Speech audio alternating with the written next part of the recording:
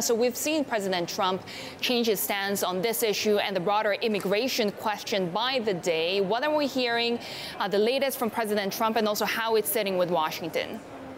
Well, Republicans knew this was possible, especially going out to act on something as controversial as immigration and something that the president considers to be his signature issue. So House Republicans have been working on two different measures even before this family separation issue came into the national consciousness.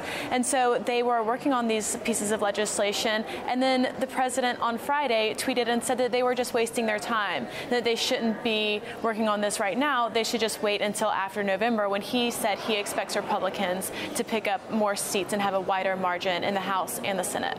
So, Anna, obviously the basic question is the humanity question about these people, but there's also a political aspect to it.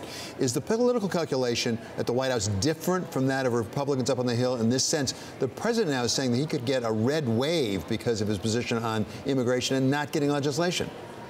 It depends a lot on the district, and that's something that Republicans have struggled with, and that's why their conference is so divided into different factions. I think that's certainly true for some of the very conservative districts, but those districts were probably going to elect Republicans anyway, so their members are not as nervous about the November election as some of the more moderate members. For moderate members in what could be described as swing districts, this is very dangerous and a very uncomfortable thing to try to talk about, especially to try to defend.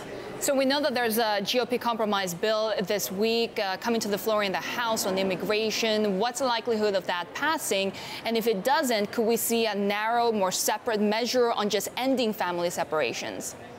I think that's probably what they're counting on at this point. Even speaking to people in leadership, there's not a whole lot of confidence that this compromise bill will pass. This is something they kind of allowed moderates to do in order to let them take the votes that they say they needed to take on this issue.